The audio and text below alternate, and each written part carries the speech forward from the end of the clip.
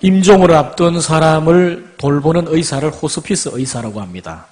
호스피스 의사 중에 김여환 씨라고 하는 여의사가 있는데, 이분은 대구의료원에서 5년간 임종을 앞둔 사람들을 돌보는 호스피스 의사로서 약 800명에게 사망 판정을 내렸던 그런 의사입니다. 그가 자기가 경험했던 그런 경험들을 책으로 엮었는데, 책 제목이 죽기 전에, 더 늦기 전에 라고 하는 책입니다. 이분이 하는 말이, 우리가 한번 가야 할 죽음에 대해서 진지하게 생각을 해야 된다, 그렇게 이야기를 했습니다. 기자가 이 사람에게 묻기를, 살아가기도 힘든데 꼭 죽음을 떠올려야 됩니까? 그래서 그가 이런 말을 합니다. 오늘도 나는 임종실에서 하루를 연다. 하지만 그들과의 이별을 통해 내가 배운 것은 죽음이 아니라 삶이다. 죽음을 배울 때에 우리의 죽음이 달라지는 것이 아니고 삶이 달라진다. 이분이 하는 이야기입니다. 계속해서 이분이 이런 말을 합니다. 죽음은 혼자 떠나는 것이다. 모든 걸 남겨두고 간다. 우리의 삶은 갖고 가지 못하는 것들에 너무 집착한다. 마지막을 생각하면 삶에서 어떤 결정을 내릴 때 훨씬 현명해진다.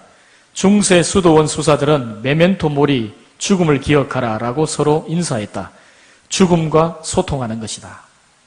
여러분, 우리는 날마다 죽음에 대해서 떠올려 볼 수 있어야 됩니다. 이 죽음이 우리에게 주는 유익이 있습니다. 죽음을 배우면 죽음이 달라지는 것이 아니고 삶이 달라지는 거예요. 여러분, 우리의 삶에 죽음을 떠올려 봄으로써 누릴 수 있는 이런 유익들 있습니다. 여러분, 오늘 우리가 이제 그동안에 살펴보았던 요셉 시리즈의 마지막 시간입니다.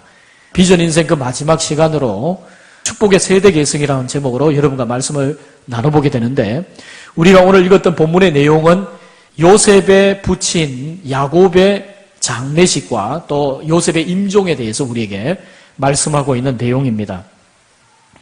여러분, 형들에게 자신을 밝혔던 이 요셉이 아버지 야곱과 그 모든 식구들을 애굽으로 데리고 옵니다.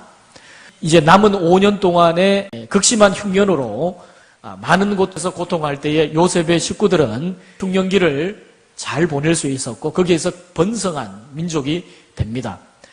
이 요셉의 정책에 따라서 이 흉년기 동안에 이 애굽은 아주 강력한 중앙 집권적인 국가 체계를 이루게 됩니다. 이제 애굽에 이스라엘 백성들이 이주한 지 17년의 시간이 흘러서 아버지 야곱이 임종을 하게 됩니다. 그 아버지 야곱이 죽고 나자 형들이 두려워서 떨게 돼요. 이유가 뭘까요? 이제 동생 요셉이 혹시라도 자기들에게 복수하지 않을까 하는 그런 염려 때문이겠죠. 형들이 요셉에게 찾아와서 아버지가 형들에게 복수하지 말라고 이야기를 했노라, 이렇게 말하면서 용서를 빌죠. 그때 요셉이 그 형들을 보면서 슬피 웁니다. 왜 그랬을까요? 아마 두려워 떠는 그 형들의 모습을 보니까 아마 애처로운 마음이 들었을 겁니다. 그리고 지나왔던 삶에 많은 고통스러웠던 순간들이 떠올랐었겠죠. 근데 중요한 것은 이 요셉이 형들에 대해서 어떤 태도를 보이느냐 하는 것입니다. 자, 19절부터 21절을 우리 같이 한번 읽어봅시다. 자, 같이 읽습니다. 시작. 요셉이 그들에게 이르되 두려워하지 마소서. 내가 하나님을 대신하리이까. 당신들은 나를 헤아려 하였으나 하나님은 그것을 선으로 바꾸사 오늘과 같이 많은 백성의 생명을 구원하게 하시려 하셨나니 당신들은 두려워하지 마소서. 내가 당신들과 당신들의 자녀를 기르리이다 하고 그들을 간곡한 말로 위로하였더라. 아멘. 요셉이 뭐라고 말합니까? 내가 하나님을 대신하리까, 이렇게 말합니다. 내가 형들에게 복수하는 것은 하나님의 자리를 탈취하는 것입니다. 여러분, 이 요셉은 형들에게 복수하지 않았습니다. 그 이유가 뭡니까? 바로 하나님의 섭리를 깨달았기 때문이에요. 당신들을 나를 팔아서 나에게 악을 행했지만 하나님은 그 악을 도리어 선으로 갚으셨습니다. 모든 것에 합력하여 선으로 이시는 하나님의 섭리의 손길을 믿는 믿음이 요셉으로 하여금 형들에게 복수하지 않고 용서할 수 있는 마음을 가지게 했던 겁니다. 여러분, 로마서 12장 19절에도 이런 말씀이 있습니다. 내 사랑하는 자들아, 너희가 친히 원수를 갚지 말고 하나님의 진노하심에 맡기라. 기록되었으되 원수 갚는 것이 내게 있으니 내가 갚으리라고 주께서 말씀하시니라. 그렇게 말씀합니다. 여러분, 요셉은 이렇게 하나님의 섭리적 손길을 믿는 믿음으로 형들을 용서를 하지요. 이제 시간이 흘러서 요셉도 임종의 날이 다가왔습니다. 요셉이 숨을 거두면서 이스라엘 백성들이 하는 말이 이스라엘 백성들의 최종적인 정착지가 이 애굽이 아니라는 것을 확실히 합니다. 그리고 자기의 유고를 메고 가나안 땅으로 가라. 이렇게 이야기를 합니다. 자, 24절, 25절입니다. 자, 우리 같이 한번 읽어봅시다. 시작. 요셉이 그의 형제들에게 이르되 나는 죽을 것이나 하나님이 당신들을 돌보시고 당신들을 이 땅에서 인도하여 내사 아브라함과 이삭과 야곱에게 맹세하신 땅에 이르게 하시리라 하고 요셉이 또 이스라엘 자손에게 맹세시켜 이르기를 하나님이 반드시 당신들을 돌보시리니 당신들은 여기서 내 해골을 메고 올라가겠다 하라 하였더라. 아멘. 여러분, 애굽에서 요셉이 지냈던 시간이 90년이 넘습니다. 그러니까 이 요셉은 거의 애굽 사람처럼 되었을 거예요. 근데 여러분, 요셉의 이 신앙을 보십시오. 요셉은 최종 정착지가 애굽이 아니라는 것을 분명히 알았습니다. 언젠가 가야 될 하나님의 나라, 하나님이 약속하신 땅, 가나안 땅의 비전에 대한 분명한 확신이 이 요셉에게 있었어요. 그래서 이 후손들에게 명령하는 말이 자신의 유고를 메고 이 애굽을 나가서 결국 하나님의 약속하신 땅에 나를 묻어달라. 그렇게 아버지처럼 똑같은 유언을 남기고 있는 겁니다. 여러분, 이 요셉의 해골은 아마도 매장하지 않은 채 미라 형태로 보존되었을 가능성이 많습니다. 여러분, 이 애굽의 이집트의 이 장례 문화는요, 세계적으로 뛰어난 기술을 가지고 있습니다. 사람이 죽으면은 물론 이제 사람들의 신분에 따라 차이가 있겠지만 아주 높은 신분을 가지고 있는 사람들은 그 시신을 미라 형태로 남겨두는 거예요. 그래서 눈이나 코나 이불을 통해서 그리고 항문을 통해서 모든 장기와 뇌들을 다 빼냅니다. 그래서 이 항아리에 다 담아둬요. 뇌 항아리가 따로 있고 또 장 항아리가 따로 있고 간 항아리가 따로 있습니다. 그리고 사람의 이 몸속에 향료를 넣어서 철저하게 부패하지 않도록 그 시신을 방부 처리를 합니다. 자, 이렇게 요셉의 이 시신은 아마 미라 형태로 보존되었을 가능성이 많습니다. 여러분, 이스라엘 백성들은요, 이 요셉의 유고를 보면서 분명히 요셉의 그 유언을 떠올렸을 것입니다. 자신의 유고를 메고 약속의 땅으로 가라고 하는 이 가나안 땅을 향한 비전, 약속의 땅을 향한 비전에 대해서 분명히 기억했을 거예요. 그래서 이 요셉의 유골은 하나님의 나라의 비전을 떠올리게 하는 교보제 역할을 했을 것입니다. 출애굽기 13장에 보면 모세가 출애굽을 할 때에 이 요셉의 유골을 메고 갑니다. 그러니까 여러분, 약 430년 이후에도 하나님께서 아브라함에게 약속해 주셨던 그 약속의 말씀을 이스라엘 백성들이 애굽에 정착한 이후에 430년 뒤에도 떠올렸다고 하는 것은 무엇을 말하는 겁니까? 계속해서 이 하나님 나라에 대한 비전, 약속의 땅에 대한 비전을 그들이 계속적으로 계승했다는 거예요. 후손들에게 계속해서 하나님 나라의 비전을 심어주었다는 것입니다. 여러분, 우리는 여기서 진정한 성공이 무엇인가를 다시 한번 떠올려 볼 수가 있어요. 여러분, 진정한 성공은 뭡니까? 성공이 계승되어져야 진정한 성공입니다. 부모 세대의 축복이 자녀 세대에 계속적으로 계승되어져야 진정한 축복이라는 거예요. 계승되지 않는 것은 축복이 아닙니다.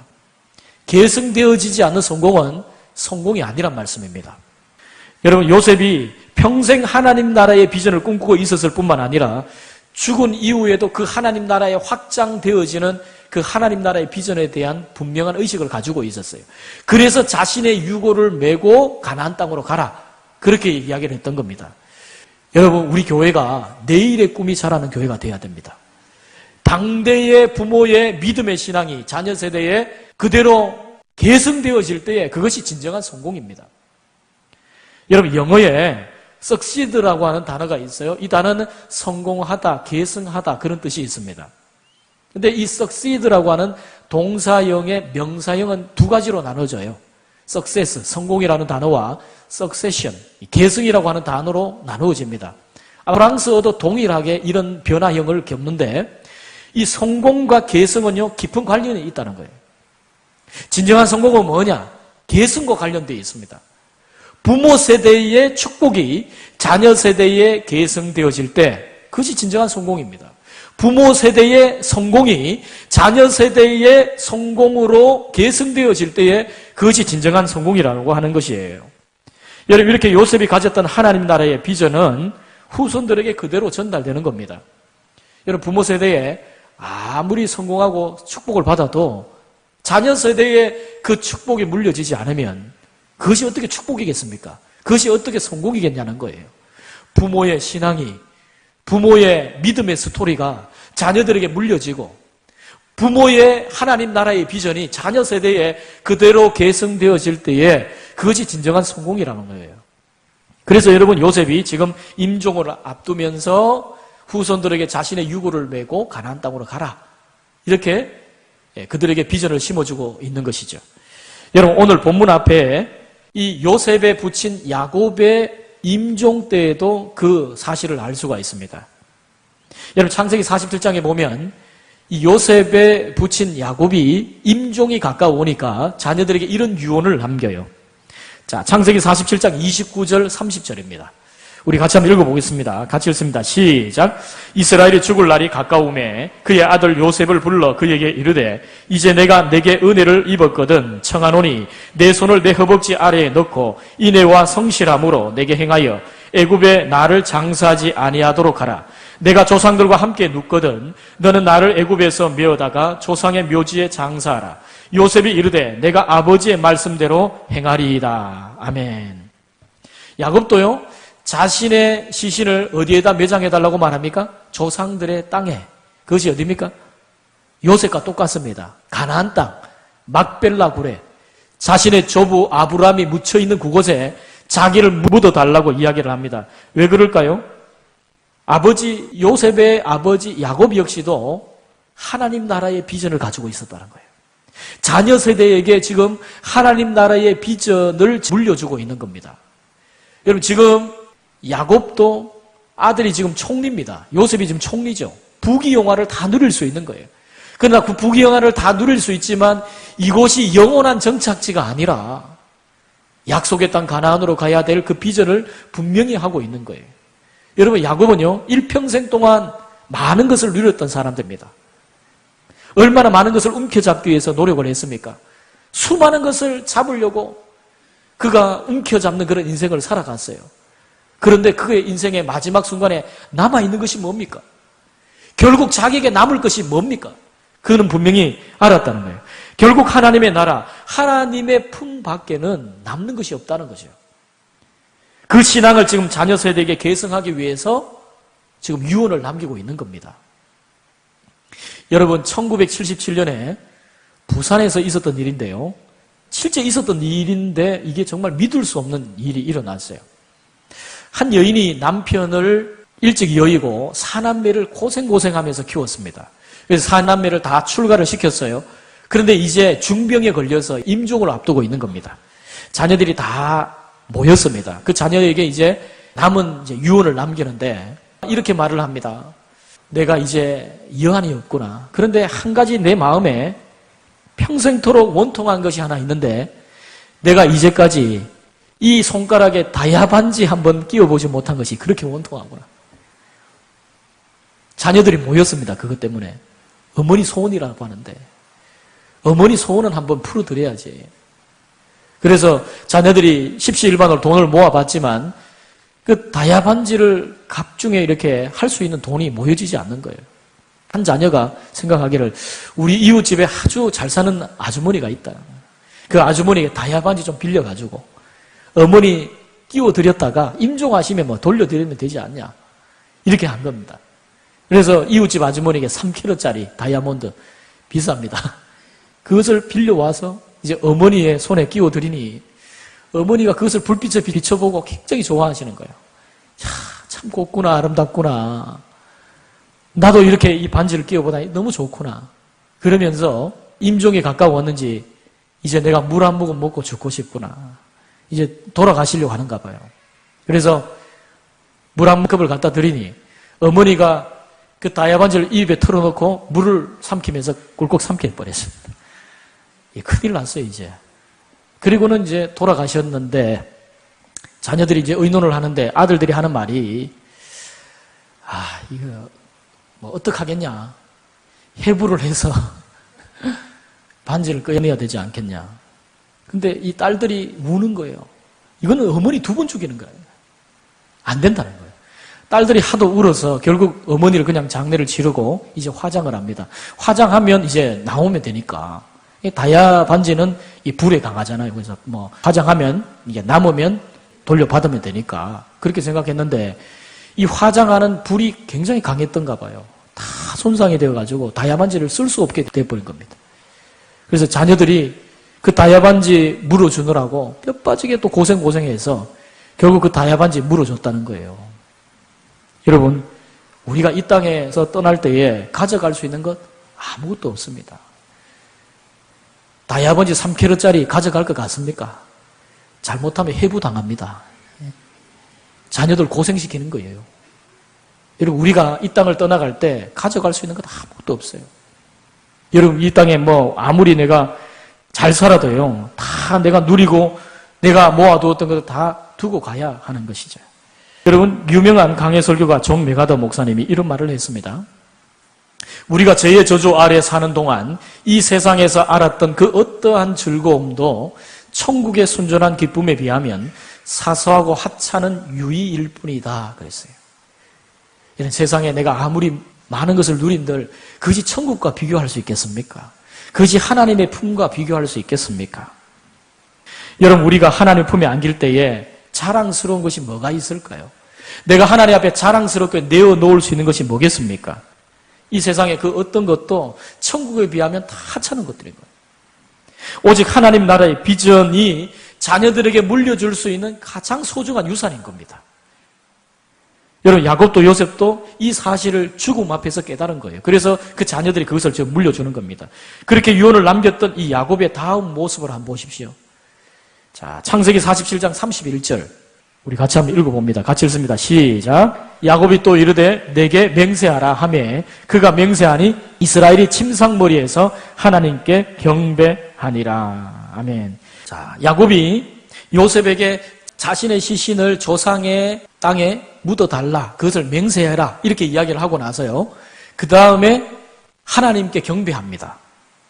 근데 성경을 자세히 보면 맹세하라고 자신의 소원을 이야기할 때는 야곱이라고 기록을 했다가 뒤에 하나님을 경배할 때 그 야곱의 이름을 이스라엘로 바꾸어서 부르고 있어요.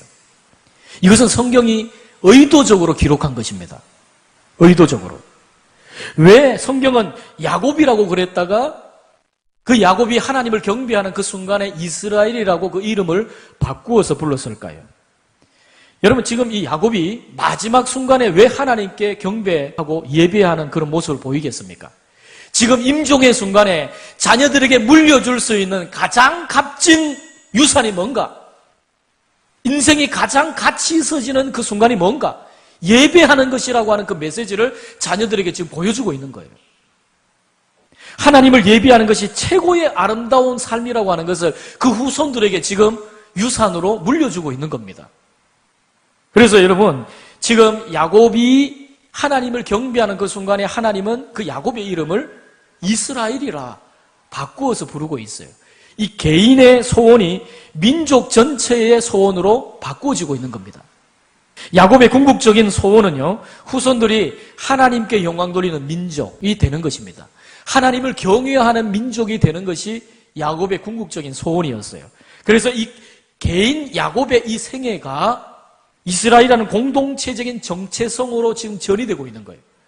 개인의 그 하나님 나라의 경배, 하나님을 숭배하는, 하나님을 경배하는 그 개인의 이 정체성이 이스라엘이라고 하는 민족 전체의 정체성으로 지금 확장되고 있는 것을 우리에게 의도적으로 이 창세기 기자는 우리에게 말씀하고 있는 겁니다. 그래서 야곱의 이름을 부르지 않고 이스라엘이라 이렇게 말씀하고 있는 겁니다. 여러분, 결국 한 사람의 생애가 가장 정점에 이르고 가치 있어지는 순간이 언젠가? 그가 경배하는 그 순간입니다. 여러분, 사람이 돈을 숭배하면 어떻게 됩니까? 아주 하찮은 존재가 되죠. 사람이 권력을 숭배하는, 권력을 쫓아가는 그런 인생이 되면 어떻게 됩니까? 그래서 권력을 쫓아가면서 친구도 배신하고 주위의 사람들도 배신하고 그런 인생을 살아가면 결국 그 인생이 아주 초라한 인생이 되는 거예요. 사람은 자기가 누구를 경배하느냐, 그 경배하는 대상이 누구냐에 따라서 그 사람의 가치, 존재가 달라집니다. 하나님을 숭배하고 하나님을 예배하는 그 순간 이 야곱이 가장 가치 있는 인생의 존재로 지금 세워지고 있는 거예요. 여러분, 우리가 하나님을 경배할 때에 인간이 가장 거룩해지고 고상해지고 위대해집니다. 가장 높으신 분을 위해 살 때에 그 인생은 다른 어떤 것에도 얽매이지 않는 자유로운 인생이 됩니다. 그런데 여러분, 돈을 숭배하는 인생이 되면 돈의 노예가 돼요. 돈에 얽매이는 인생이 되는 겁니다. 그런데 여러분, 우리가 가장 높으신 하나님을 경배하는, 하나님을 예배하는 그런 인생이 될 때에 그 인생이 정말 값진 인생으로, 다른 어떤 것에도 얽매이지 않는 자유로운 인생으로 하나님이 그를 세워준다고 하는 사실입니다. 여러분이 추구하는 인생의 최고의 목표가 무엇이냐에 따라서 여러분의 가치는 완전히 달라질 것입니다. 야곱이 지금 위대한 이유는요, 그가 많은 것을 움켜쥐었기 때문이 아닙니다. 여러분, 야곱의 이름이 뭡니까? 움켜쥔 자, 속이는 자. 그의 인생이 그러했습니다. 그렇게 많은 것을 움켜쥐려고 노력을 했는데, 여러분, 하나님은 야곱이 하나님을 경배하는 그 순간에 야곱의 인생을 이스라엘로, 저가 하나님과 겨루어 이기었습니다, 승리자라고 하는 이름으로, 그의 인생을 값진 인생으로 하나님이 세워주시는 거예요. 지금 이 요셉이, 이 야곱이 마지막의 인생에서 지금 자녀들에게 지금 물려주는 것이 바로 그겁니다. 자녀들에게 물려줄 축복의 유산, 자녀들에게 물려주시는 성공이 도대체 뭔가, 그것을 지금 자녀들에게 물려주는데 그게 뭐라고요? 예배하는 인생이더란 말이에요. 예배하는 인생. 하나님을 예배하는 것이라는 거예요. 여러분, 인생이 가장 성공해지는 순간이 바로 예배의 순간입니다. 여러분, 인간이 거룩해지고 신성해지는 그런 순간이 예배의 순간 외에 없습니다. 여러분, 다른 동물이 하나님께 예배하는 거 봤습니까? 제가 전도를 하다가 어떤 분이 이 강아지를 안고 오는데, 이 강아지를 마치 자식처럼 그렇게 아끼면서 그렇게 안고 오는데요, 걔가 참 이쁘네요. 그렇게 이야기를 하니까 우리 강아지는요, 예배도 잘 드려요 그러더라고요. 찬양할 때 같이 막 짖는다는 거예요. 말씀 들을 때 조용히 듣고 있대요. 그런데 여러분, 강아지가 진짜 예배를 드리겠습니까? 오직 예배를 드릴 수 있는 존재는요, 이 땅에 인간밖에 없어요. 인간이 하나님을 경배하고 인간만이 하나님을 갈망하고 하나님과 교제할 수 있어요. 하나님과 교제하는 그 순간이 뭡니까? 하나님께 경배하고 하나님께 예배하는 순간이에요. 하나님께 예배하는 것은 거룩하신 위대하신 하나님과의 교제의 자리로 들어가는 겁니다. 그 영광의 임재 속으로 들어가는 것인데, 우리가 그 하나님, 위대하신 하나님과 교제하는 그 순간에 인간이 가장 가치 있어지는 순간이 되는 거예요. 여러분, 그런 의미에서 다른 건 몰라도 예배만큼은 포기해서는 안 됩니다. 여러분이 세상에 어떤 혜택을 다 포기하는 한이 있더라도 예배만큼은 포기하시면 안 된다고요. 자녀들에게 예배의 삶을 물려주는 것이 가장 축복을 물려주는 것입니다. 그래서 여러분, 혹시라도 자녀들과 함께 예배 드릴 수 있는 기회가 있으면 같이 예배 드려요. 같이. 여러분, 그 순간이 얼마나 중요한 시간인지 아십니까? 자녀에게 축복을 흘려주는 순간입니다. 부모가 하나님 앞에 그 예배 드리는 그 자리에서 가장 값진 하나님 앞에 값지게 세워지는 그 순간에 이 자녀들에게 그런 믿음들이 지금 흘려가고 세워지는 거예요. 여러분, 야곱이 마지막 침상에서 숨이 멈춰가는 그 순간에 하나님을 경외하고 그 남은 힘을 다해서 하나님을 경배하는 그 모습을 한번 보십시오. 자녀들이 그것을 보면서 얼마나 감동을 했을까요? 아버지, 이것이 아버지의 모습이셨군요. 이것이 아버지의 인생이셨군요. 자녀들이 그것을 보면서요, 평생에 그들이 기억했을 겁니다. 평생의 가슴에 그것을 새겼을 거예요. 하나님이 어떤 존재인가 하는 거 말이죠. 청각장애 우인 한 경건한 부인이 있었습니다. 이 부인은 전혀 소리를 듣지 못합니다. 그런데 매주일 정성껏 주님 전에 나와서 제일 앞자리에 앉아서 예배를 드려요. 그 청각장애인으로서 얼마나 힘들겠습니까? 그 힘든 가운데서도 멀리서 걸어와서 그 예배당 제일 앞자리에 앉아서 하나님을 예배드려요. 그래서 많은 성도들이 의아하게 생각했습니다. 저 성도는 듣지도 못할 텐데 왜 저렇게 와서 예배 시간마다 와서 예배를 저렇게 드릴까? 그래서 한 성도가 안타까워서 물었습니다. 당신은 아무것도 들리지 않잖아요. 기도도 안 들리고 찬양도 안 들리고 목사님 설교도 안 들릴 텐데 왜 그렇게 집에서 차라리 혼자서 예배를 드리면 되지 왜 굳이 이 예배당에 와서 그 수고하면서 예배를 드립니까? 그러자 이런 말을 합니다. 왜냐하면 내 자식에게 부모로서 물려줄 수 있는 최고의 선물, 가장 가치 있는 교육이 하나님께 예배하는 모습이기 때문입니다. 나는 예배당에 나와서 하나님을 경외하는 순간 하늘의 소리를 듣습니다. 세상에 많은 잡음들이 들려오지 않지만 하나님을 만나는 감격이 내게 있습니다. 내 자식들에게 내가 줄 수 있는 것은 없지만 이 에미가 하나님을 경배하는 사람이었다는 이 한 가지, 이 에미가 하나님께 예배하는 사람이었다는 이 한 가지만큼은 내가 심어주고 싶습니다. 여러분, 아무리 육신의 연약함이 있어도, 연약함이 있고 가난해도 우리가 예배하는 순간 우리는 가장 가치 있는 존재가 되는 거예요. 거룩하신 하나님, 위대하신 하나님과 하나가 되는 이 예배의 순간이 세상 그 어떤 유익으로부터 우리가 얻을 수 없는 그 세상 어떤 혜택을 내가 포기하고서라도 반드시 붙들어야 하는 가장 소중한 자리라는 사실을 여러분 잊지 마시기를 주님의 이름으로 부탁드립니다. 여러분, 지금 이 야곱이 그것을 지금 후손들에게, 자녀들에게 지금 물려주고 있는 거예요. 여러분, 하나님 나라의 비전을 바라보고 사는 모습이 가장 값진 겁니다. 야곱도 요셉도 그 마지막 임종의 순간에 그것을 바라보고 자녀들이 그것을 물려주고 있는 거예요. 여러분의 인생에 언젠가 모르게 자꾸 예배가 뒷전으로 밀려납니까? 여러분, 위기입니다. 심각한 거예요. 예배가 어떤 자리인가? 예배는 인간이 가장 위대해지는 순간입니다. 가치 있어지는 순간입니다. 여러분, 절대로 어떤 상황이 와도, 세상에 어떤 유혹이 온다 할지라도 이 예배의 자리를 포기하지 않는 성도들 되시기를 바랍니다. 여러분, 결국 야곱과 요셉은 약속의 땅을 포기하지 않았습니다. 왜? 그것이 하나님의 언약, 하나님의 나라의 비전이 있는 곳이기 때문에 그랬습니다. 여러분, 사람은 언제나 다 죽습니다.